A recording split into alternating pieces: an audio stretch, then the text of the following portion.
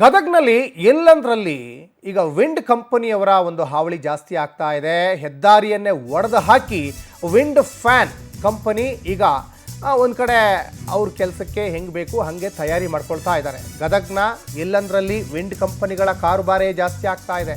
ನಗರದ ಆರ್ಕೆ ನಗರದ ಹತ್ತಿರ ಡಿವೈಡರ್ ಮತ್ತು ಚರಂಡಿಯನ್ನೇ ಧ್ವಂಸ ಮಾಡಿದ್ದಾರೆ. ಸೆರೆಂಟಿಕಾ ಎಂಬ ವಿಂಡ್ ಕಂಪನಿ ದೌಲತ್ತಿಗೆ ರಸ್ತೆಯೇ ಈಗ ನಾಶವಾಗಿದೆ. ಅನುಮತಿ ಪಡೆಯದೆ ಸೆರೆಂಟಿಕಾ ಕಂಪನಿ ಈಗ ಗೋಲ್ಮಾಲ್ ಮಾಡ್ತಾ ಇದೆ ಅನ್ನೋದು ಗೊತ್ತಾಗ್ತಾ ಇದೆ. ಡಿವೈಡರ್ ಮಧ್ಯೆ ಇರುವಂತಹ ವಿದ್ಯುತ್ ಕಂಬವನ್ನೇ ಈಗ ಕಂಪನಿ ಕಿತ್ತು ಹಾಕಿದೆ. ವಿಂಡ್ ಕಂಪನಿ ವಿರುದ್ಧ ಕ್ರಮ ಕೈಗೊಳ್ಳಲಿಕ್ಕೆ ಯಾಕೆ ಮೀನಾಮೇಷ ಎಣಿಸ್ತಾ ಇದ್ದಾರೆ ಅಲ್ಲಿಯ ಪೊಲೀಸ್ನವರು ಅನ್ನೋದು ಕೂಡ ಗೊತ್ತಾಗ್ತಾ ಇದೆ.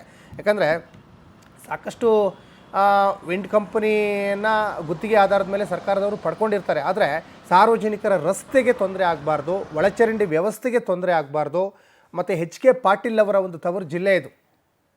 ನಮ್ಮ ಕಾನೂನು ಸಚಿವರೇನಿದ್ದಾರಲ್ಲ ಎಚ್ ಕೆ ಪಾಟೀಲ್ ಅವರ ತವರು ಜಿಲ್ಲೆಯಲ್ಲೇ ಈ ರೀತಿಯಾಗಿ ರಸ್ತೆಯನ್ನೇ ಒಡೆದು ಹಾಕುವಂಥದ್ದು, ಜೊತೆಗೆ ಚರಂಡಿಯನ್ನೇ ನೆಲಸಮ ಮಾಡುವಂಥದ್ದು ಎಷ್ಟರ ಮಟ್ಟಿಗೆ ಸರಿ, ಸಾರ್ವಜನಿಕರ ಆಕ್ರೋಶಕ್ಕೆ ಕೂಡ ಈಗ ಕಾರಣ ಆಗಿದೆ ಅನ್ನೋದು ಕೂಡ ಗೊತ್ತಾಗ್ತಾ ಇದೆ. ಈ ಬಗ್ಗೆ ಹೆಚ್ಚಿನ ಡೀಟೇಲ್ಸನ್ನು ನಮ್ಮ ಪ್ರತಿನಿಧಿ ಮಹಂತೇಶ್ ಡೀಟೇಲ್ಸ್ ಕೊಡ್ತಾ ಹೋಗ್ತಾರೆ. ಮಹಂತೇಶ್, ಈಗ ವಿಂಡ್ ಕಂಪನಿಯವರು ಒಂದು ಕಡೆ ಅಲ್ಲಿ ವಿಂಡ್ ಫ್ಯಾನನ್ನು ನಿರ್ಮಾಣ ಮಾಡುವ ದೃಷ್ಟಿಯಿಂದನೋ ಒಟ್ಟು ಬೇರೆ ದೃಷ್ಟಿಯಿಂದನೋ ರಸ್ತೆಯನ್ನು ಈಗ ಒಡೆದು ಹಾಕಿದ್ದಾರೆ, ಚರಂಡಿಯನ್ನೇ ಮಂಗಮಾಯ ಮಾಡಿದ್ದಾರೆ ಅನ್ನೋದು ಗೊತ್ತಾಗ್ತಾ ಇದೆ. ಯಾರು ಪರ್ಮಿಷನ್ ಕೊಟ್ಟರು ಅಲ್ಲಿ ಸ್ಥಳೀಯ ಜನಪ್ರತಿನಿಧಿಗಳ ಗಮನಕ್ಕೆ ಬಂದಿಲ್ವಾ, ಏನು ಕತೆ ಅಂತ ಮಹಂತೇಶ್?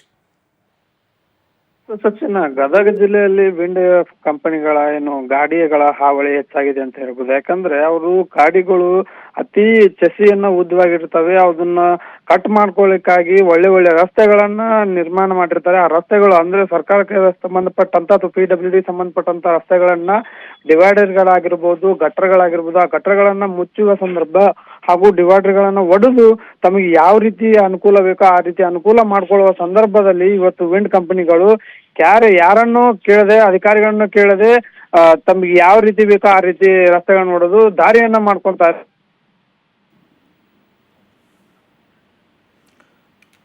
ಧನ್ಯವಾದ ಮಹಂತೇಶ್ ತಮ್ಮೆಲ್ಲ ಡೀಟೇಲ್ಸ್ಗಾಗಿ.